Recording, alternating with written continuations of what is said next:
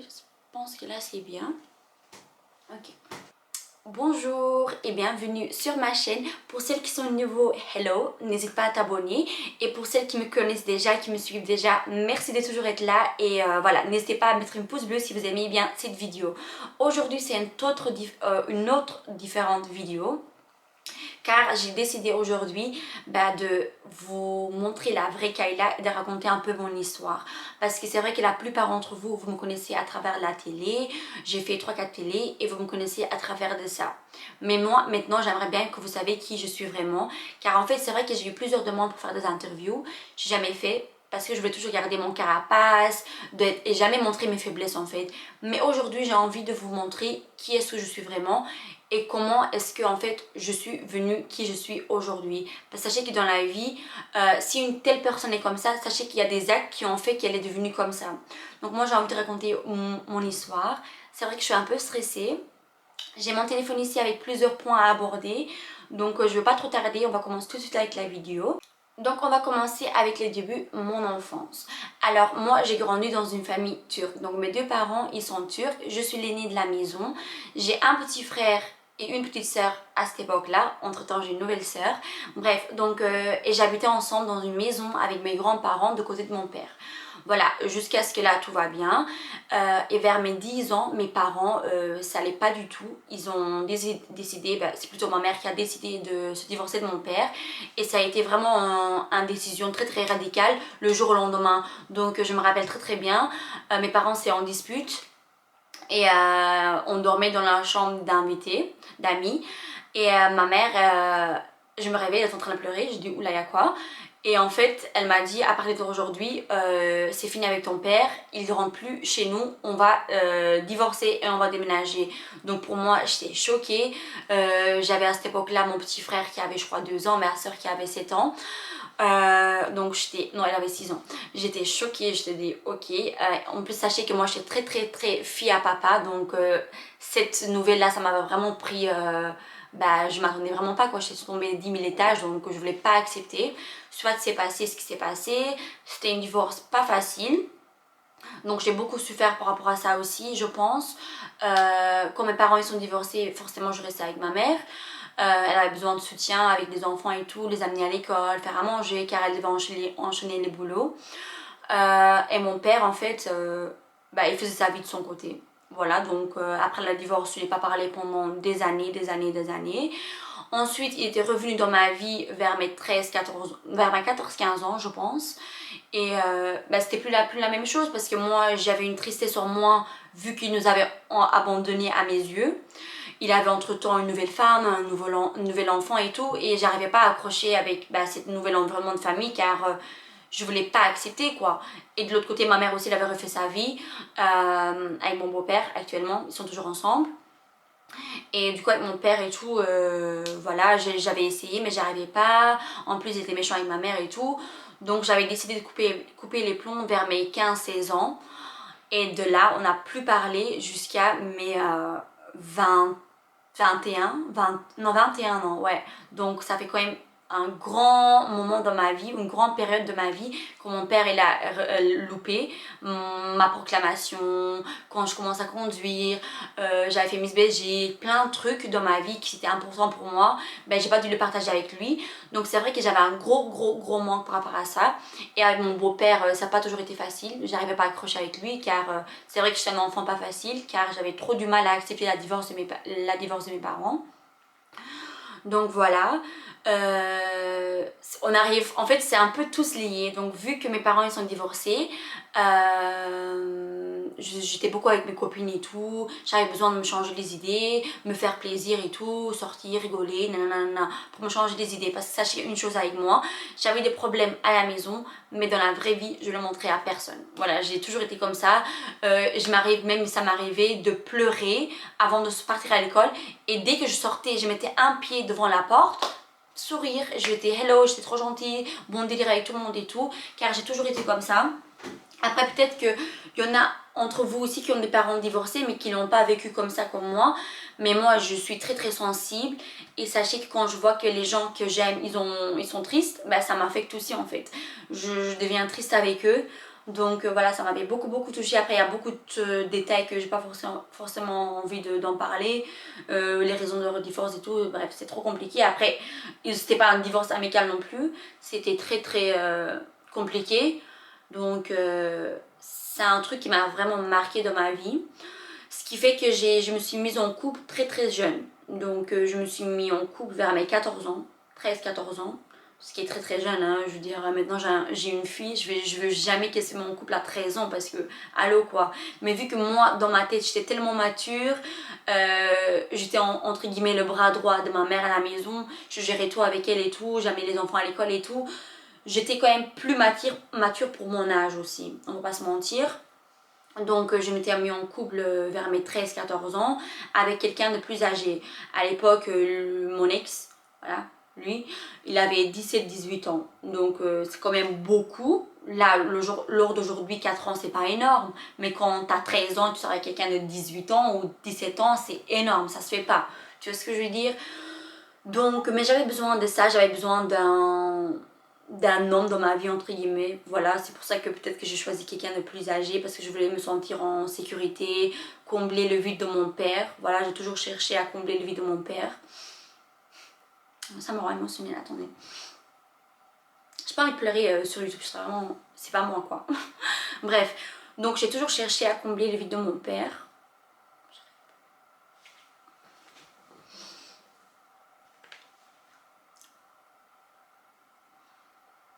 Ah, je déteste pleurer sur les réseaux. Je crois que de toute ma vie, j'ai jamais pleuré sur mes réseaux, ni sur Insta, ni sur Snap. Ok, à la télé, vas-y. Mais jamais, voilà, quand moi je pose quelque chose. Bref. Donc, en fait, c'est un sujet que j'ai vraiment du mal à parler. Aujourd'hui, ça va beaucoup mieux. Mais ça m'affecte quand même. Ok. Je me calme. Ok. Du coup, je m'étais mis en couple avec cette personne-là. Au début, bien sûr que ça allait bien et tout. Et j'ai quitté très vite la maison vers mes 17 ans.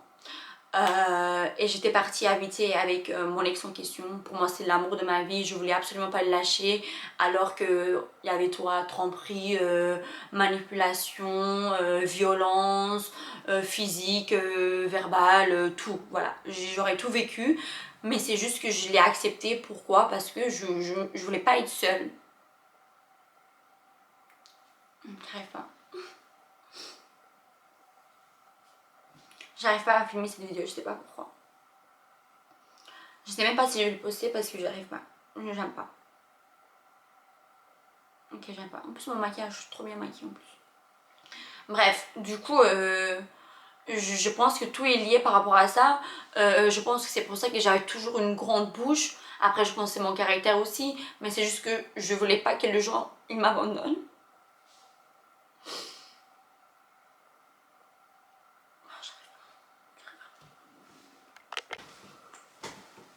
Ok.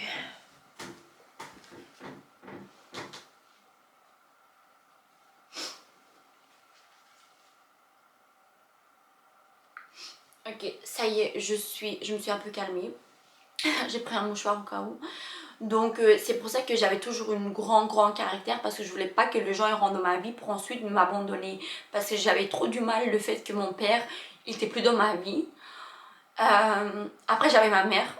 Voilà, ma mère elle était un maman et une papa pour moi. C'est mon tout en fait. Elle a toujours été là pour moi. Et je suis très fusionnelle avec elle. Donc pour ça il n'y a rien à dire. Heureusement j'ai de la chance d'avoir ma mère dans ma vie.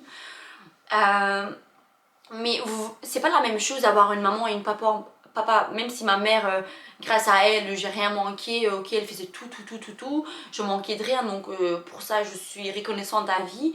C'est juste que j'avais ce petit truc de manque. Je me rends compte lors d'aujourd'hui que j'avais ce manque et j'ai essayé de le combler avec des personnes malsaines qui savaient ça très bien et qui m'ont manipulée.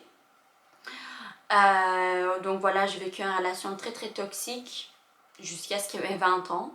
Voilà, en fait je vous raconte, dans ma relation ça allait vraiment pas du tout bien. On était ensemble 6 ans je crois et les 3 dernières années c'était l'enfer pour moi. Ça allait pas du tout, j'avais plus confiance en moi.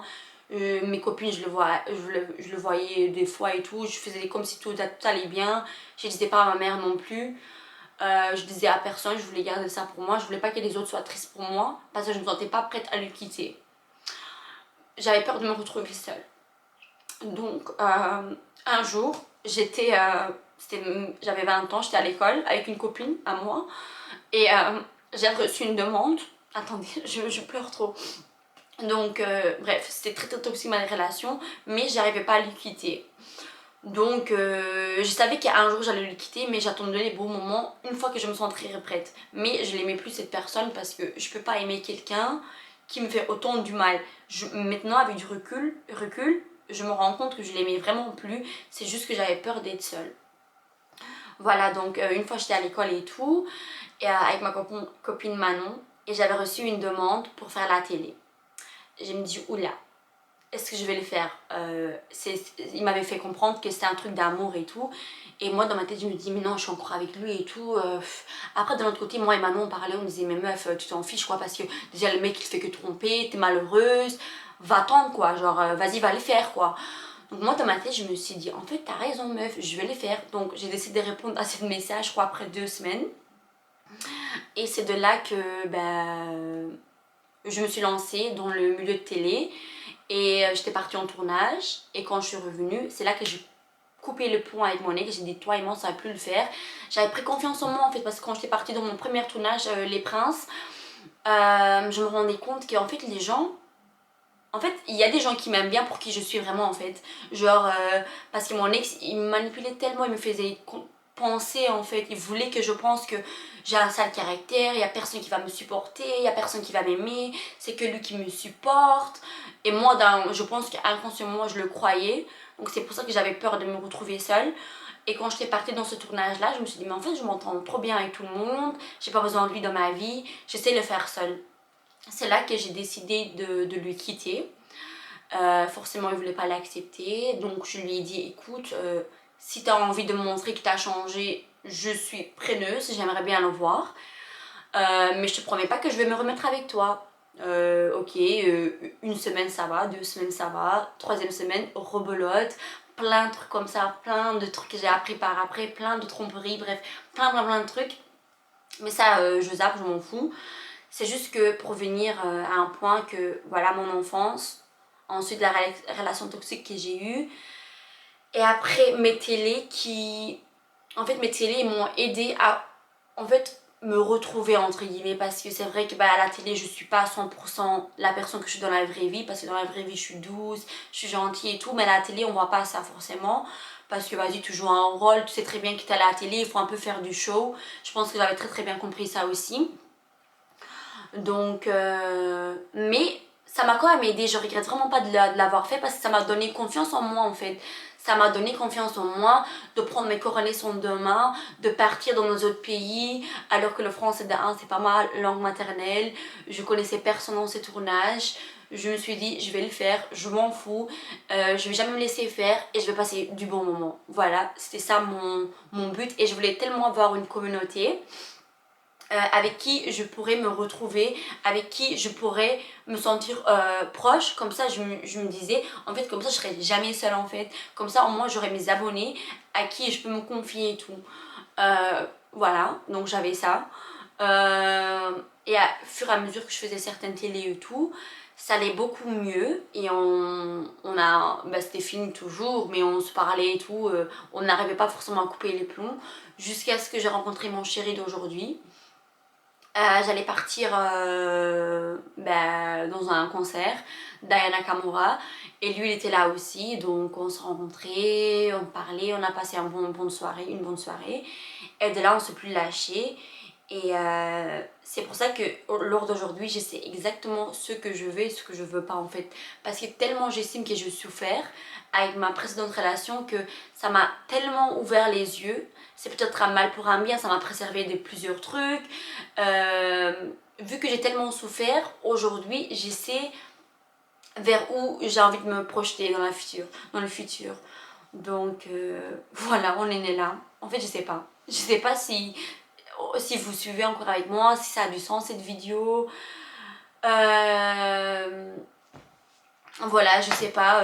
En fait, je suis trop émotionnelle en fait. Je suis quelqu'un, quand je parle vraiment avec du cœur en fait dans la vraie vie, voilà. Je pleure beaucoup dans la vraie vie.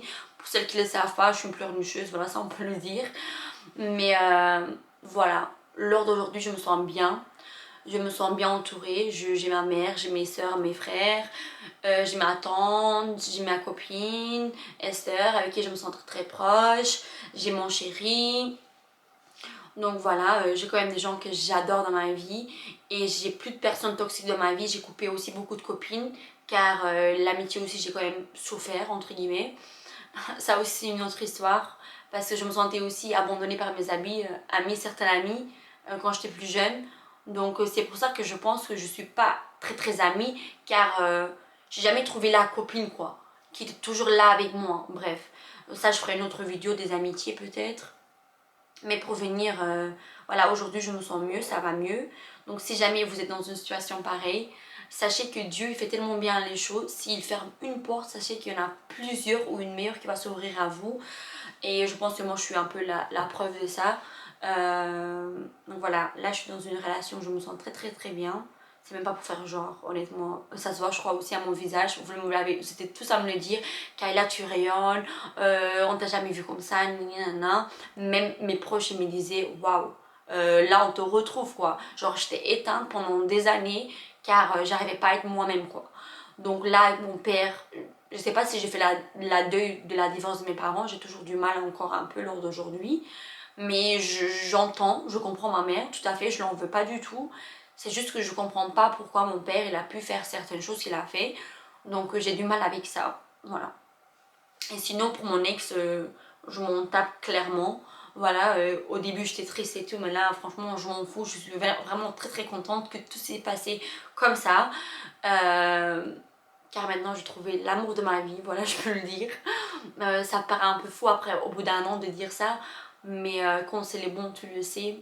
Tu vois, quand quelqu'un t'aime ou t'aimes quelqu'un, vous faites pas du mal. Et là, je suis dans une relation où vraiment on s'aime tellement que on se ferait jamais, mais jamais du mal. Donc voilà, pour ça je suis très reconnaissante. Et je pense que je vais couper la vidéo ici. Je suis vraiment une pleurnicheuse, on peut le dire officiellement. Je suis une pleurnicheuse. Je vais faire le montage, je sais pas si cette vidéo ressemble à quelque chose, peut-être que je l'ai refilmée. Bon, si vous le voyez, ça veut dire que c'est bon, ça passe. J'espère que cette vidéo vous a permis à me connaître mieux, voilà, qui j'étais et les choses qui ont fait qui je suis aujourd'hui. Et j'espère que vous avez aimé cette vidéo. N'hésitez pas à laisser une petite pouce bleu et me dire dans les commentaires ce que vous aimeriez voir, encore sur ma chaîne. Par la suite. En tout cas, je vous aime beaucoup. Merci d'être là et à très bientôt.